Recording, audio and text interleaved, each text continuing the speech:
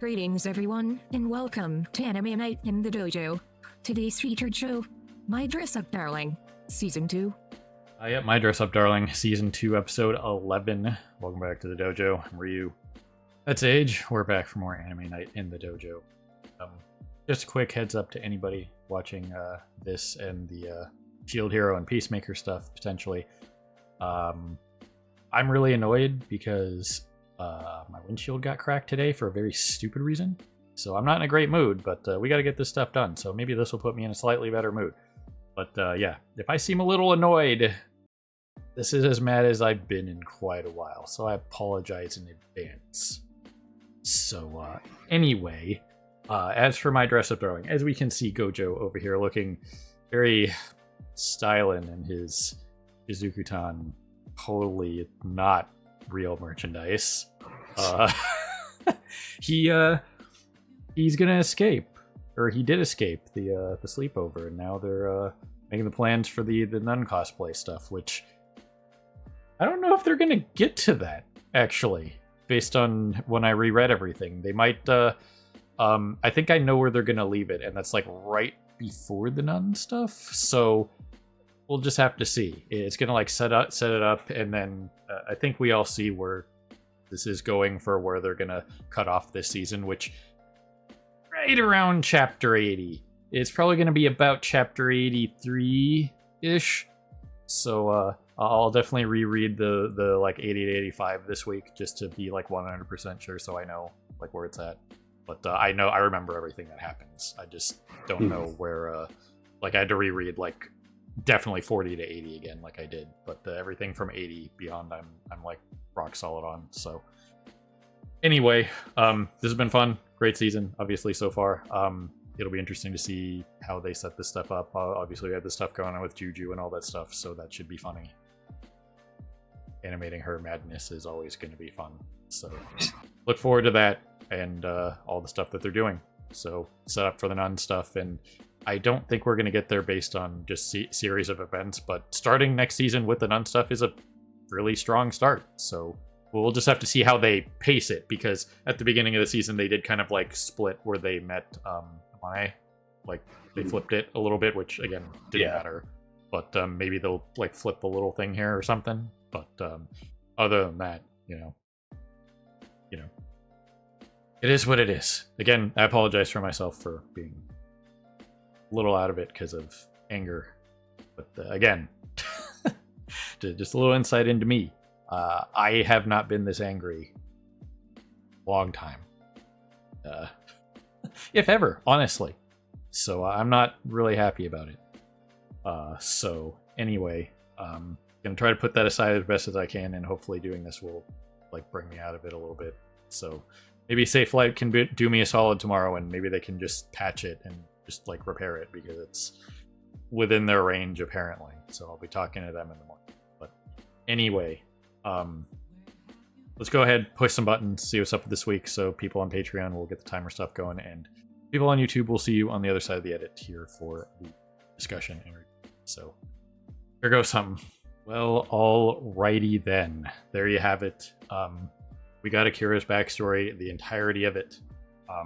I mentioned during the reaction, they're like, hey, because they cut it off right here for the intro, and I wasn't sure if it was going to show like the bit where she meets the other two at the gacha machine. So it's like, well, that's pretty easy to explain. She runs into the other two at the gacha machine when she just kind of like thinks she can sneak in while she was still feeling like, you know, people were judging her, because we all saw the environment that she grew up in, which again, parents are, you know, they can be multiple different ways, and there are plenty of parents that get hyper controlling and think that in this case it can be anything. It doesn't matter what it is.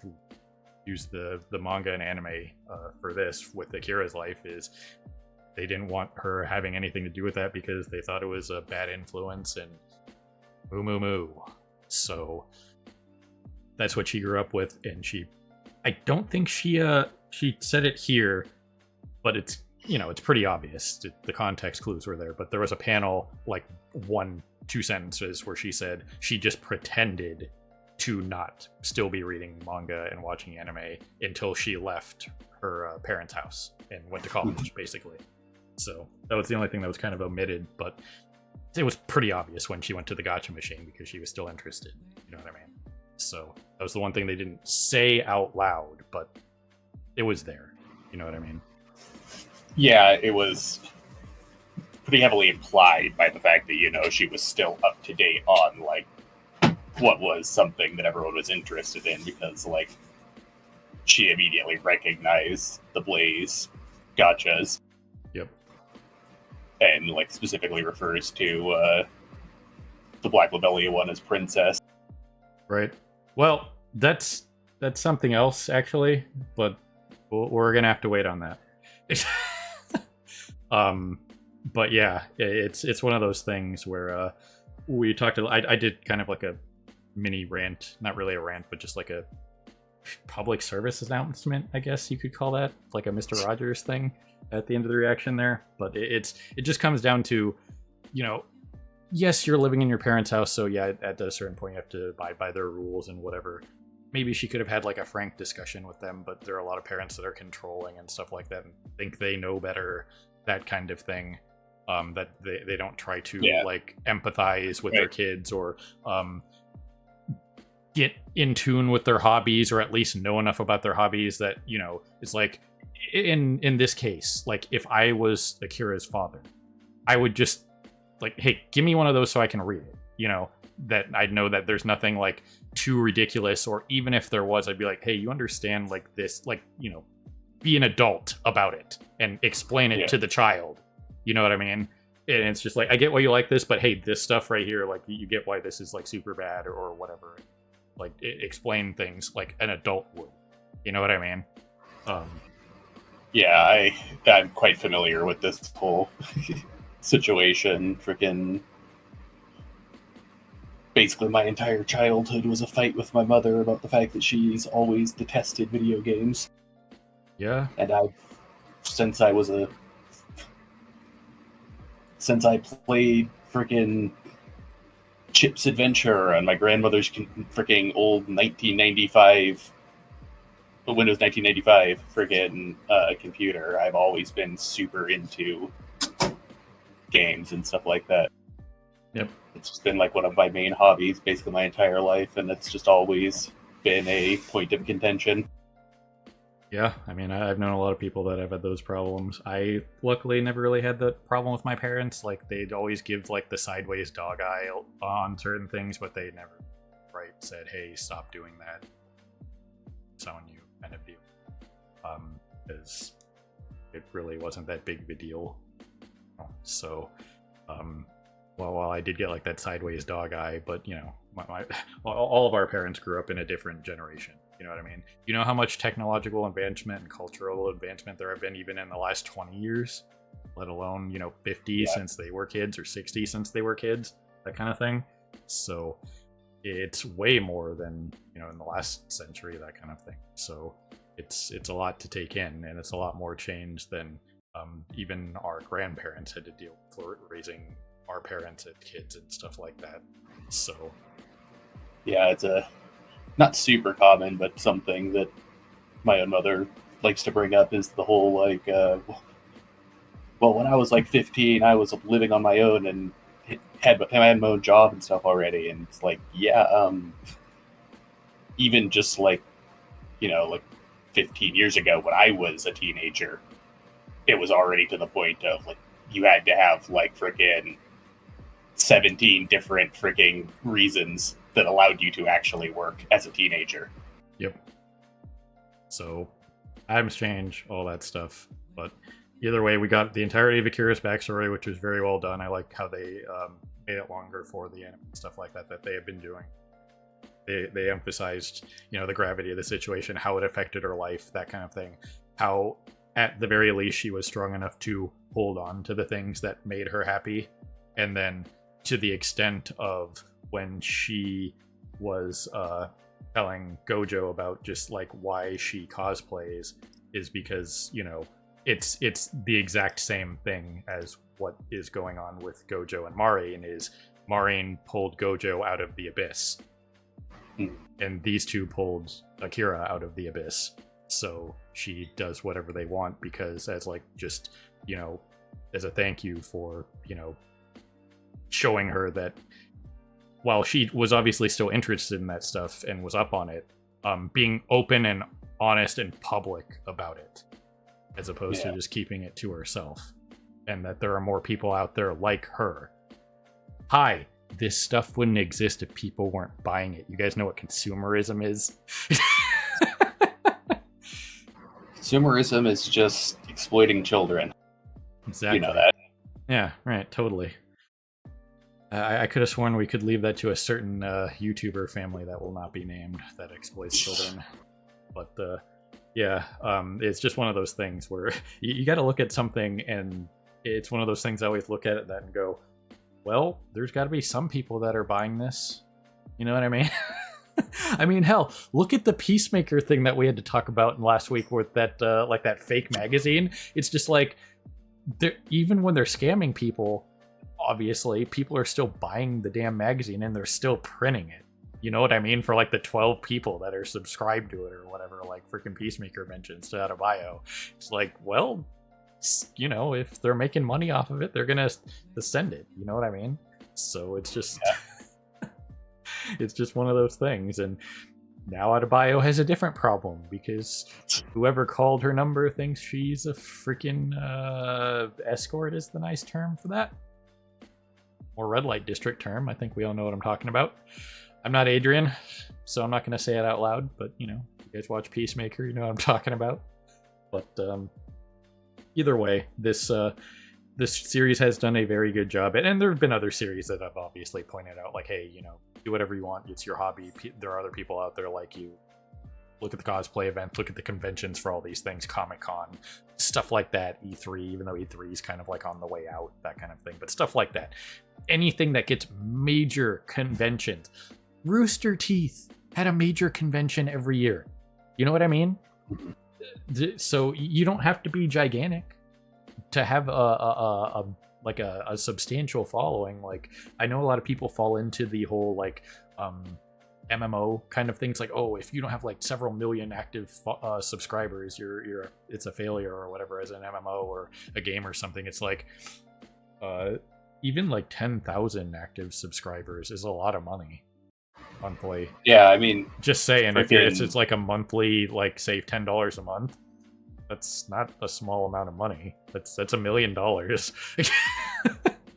Yeah, I mean, like, the Old Republic is still profitable, even with how few people play it these days. And freaking, like, one of the big MMOs that me and Elk used to play a lot, they got, like, super into for the first couple of years, Rift is still a thing, despite having lost, like, 95% of its player base over the years.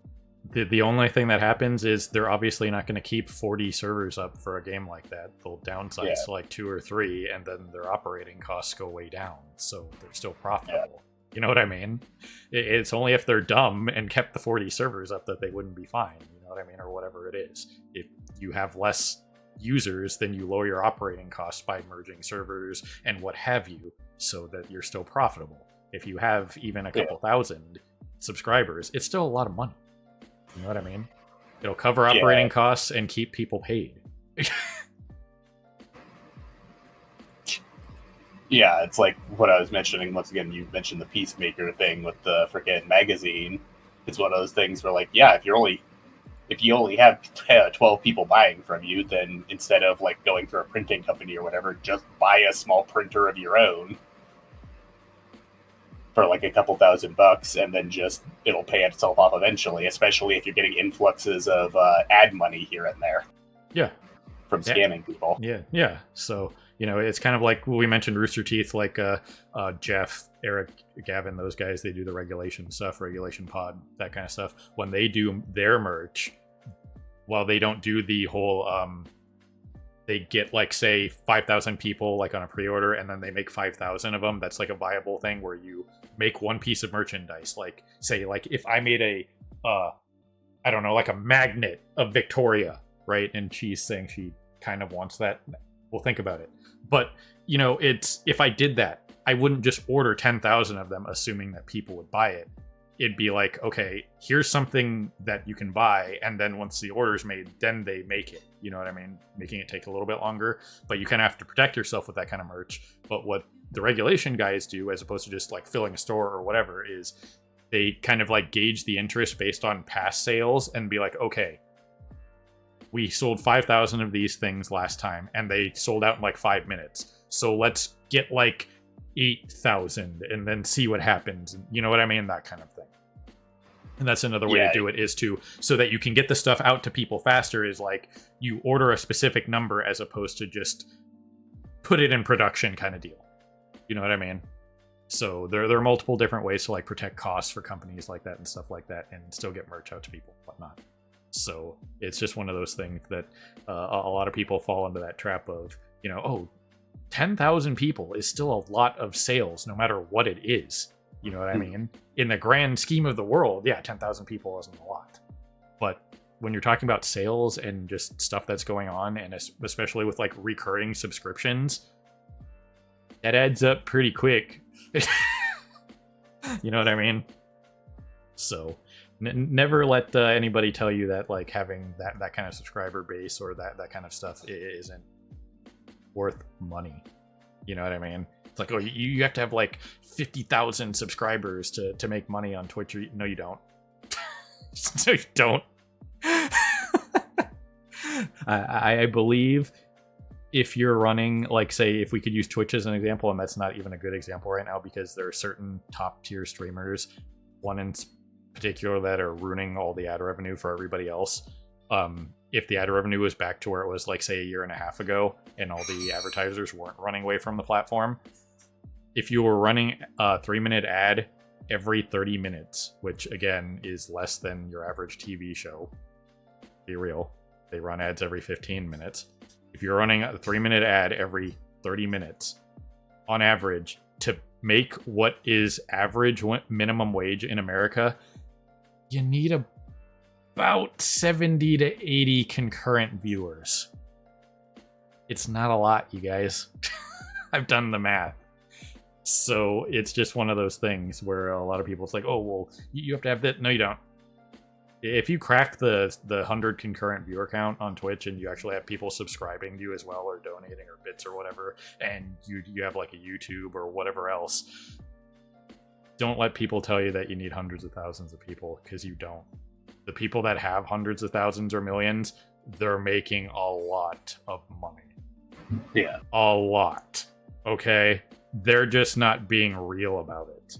I've done the math. I've seen certain people, and it's, you can, they show like the data, and there was this one channel that showed some data, and it's like, okay, if we even just ballpark that in a massive range at like a 80% swing in either direction based on how ads fluctuate, even if they went 80% in the wrong direction based on the examples they were showing, they'd still be making a lot of money off of one video or one stream. Okay? We're talking about rent money in an afternoon over here. Okay? So... yeah, I mean, like, freaking, what was that one comment for an ads several years ago about him whaling gacha games? It's like, yeah, I'll drop like $500 on a gacha game to pull a bunch of copies of the new character. Sure, but then I'll just make a video about it, post it on YouTube, and make 10 times that back. Yeah, exactly. And he's not exaggerating. He would have probably made like 20, 30 times that based on how well the video. You know what I mean? So, and that's using Asmongold as an example. There are plenty of other smaller guys that, you know, do the same thing, and they'll still put out a video or multiple videos, spending $500 on, say, Genshin Impact, and all their videos amounted to like 20 grand or something over the course of a month. You know what I mean? So they spent $500 to make 20,000. You know what I mean? Yeah, not saying it's easy. I'm not saying everybody can do it, but I know the numbers. I've done them. I've seen them, and don't let big time YouTubers tell you you have to do this to be successful, or you have to get this far to succeed to deter people. They're just being weird. I don't know why. It's a weird kind of gatekeeping, I think.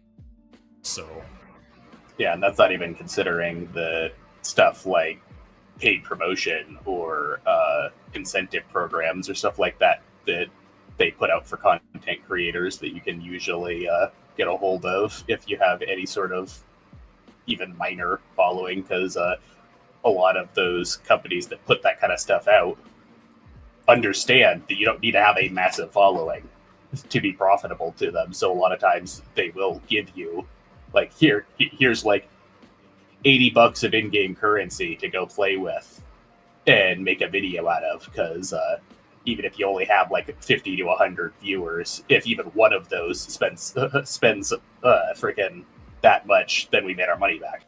Yep.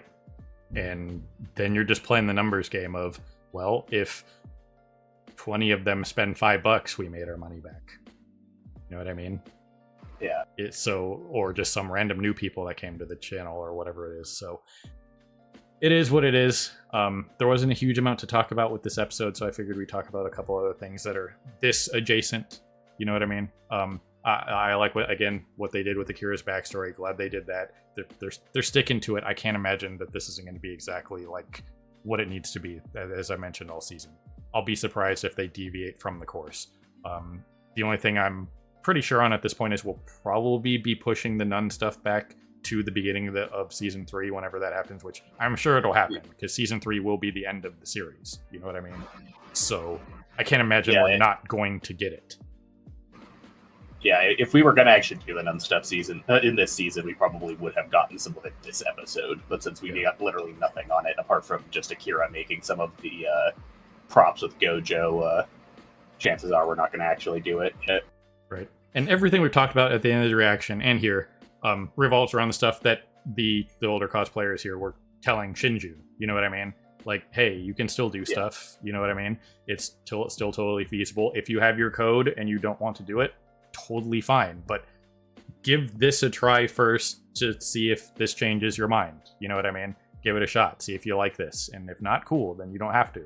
But, sometimes it's always going to be better to just give something a shot and see if you like it. And then you could always say, I've tried it once or twice or multiple times and it just hasn't worked for me, or I just don't want to do it because of her reasoning. But, this opened her eyes and she can now continue to cosplay because, again, like they were pointing out, they knew like a guy in his 50s that was like a cosplayer and stuff like that. I'm not going to let my age define what I do in my free time or what I like to do, that kind of thing, because it doesn't matter. Once again, 5-year-olds are not producing Sesame Street. People in their 20s, 30s, 40s, 50s, 60s, 70s are. So, you know what I mean? Shinju's whole thing here was, it was once again the same thing that, Gojo and Akira are going through, only the opposite direction of, like, just because everyone's supportive of your hobby doesn't mean you necessarily know that it's something that you can't feasibly keep going. Like in Shinju's case, well, yeah, her entire family was all super supportive of her cosplaying and stuff like that. She, mostly due to her own reasonings, kept herself so isolated from everything that she just was under the assumption that she was going to be able to do this for a few years, then she was going to have to give it up because it's a kid thing. Right. So, eyes open. We got her doing Black Obelia. We got Sajina doing the guy from the Crunchyroll player, being a nerd, from freaking Blaze, and then Marian was like his like quote unquote love interest guy, the classmate. So we had that. That was cool. So they extended this whole sequence for the anime, which was cool. And I understand why they're doing it. Probably because, once again, if we're going to go a little bit past chapter 80, which we are, this was like chapter 80, 81, right around there. Maybe a little bit before that, but we're definitely going to go a little bit past chapter 80, probably for the last episode here. And if we're keeping with the 40s, since the source material ends on 116, I believe, 117, something like that. Extending it out so that they have a little bit more to work with in season 3 is also a good thing. So, and then they can like tack on whatever they might tack on, like an epilogue or something, that kind of thing. I know the author did like a small epilogue kind of thing for what happens after the series ends. but that'll probably be like, you know, a couple minute segment or something like that, or a little bit of addition for the anime when we get that. But the pacing has been good. Once again, the stuff, the additions they made, it's all been very good. Can't keep saying it enough. So I got lucky. I picked something to read that they're sticking to their guns, and I don't have to sit here and complain about the stuff they're leaving out.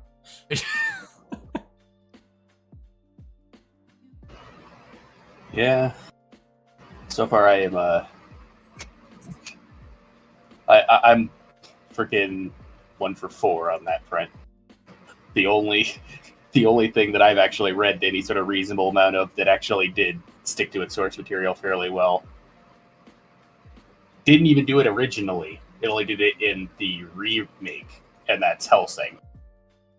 The original Hellsing anime did its own thing and like barely stuck to the source material at all. It was basically like the first couple episodes that did. But then Hellsing Ultimate was pretty damn faithful.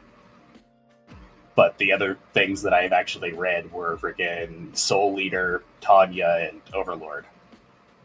All 3 of which have so far been pretty damn bad at being accurate adaptations. Right.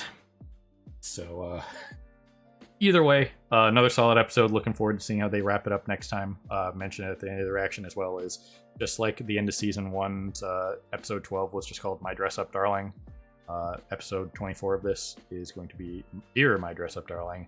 So that means the end of the series will probably be something something My Dress Up Darling something something, whatever side of the thing they put it on. You know what I mean? So that will be your rule of 3s for the series. There you go.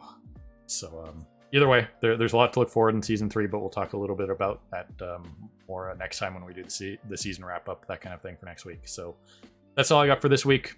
Very good. Got anything else, Sage? I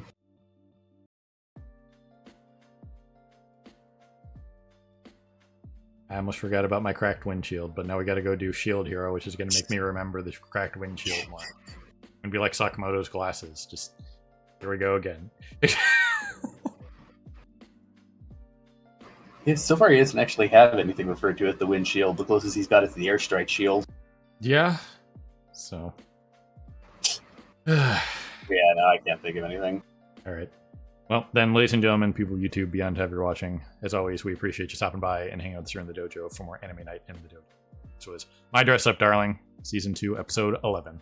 So, have a good morning, evening, afternoon. Whatever it is for you, have a good one. See you next time. Hey everyone, Victoria here. If you enjoyed the video, please consider pushing those like and subscribe buttons. Your support is greatly appreciated. Thanks again for your time, and we hope to see you again in the future.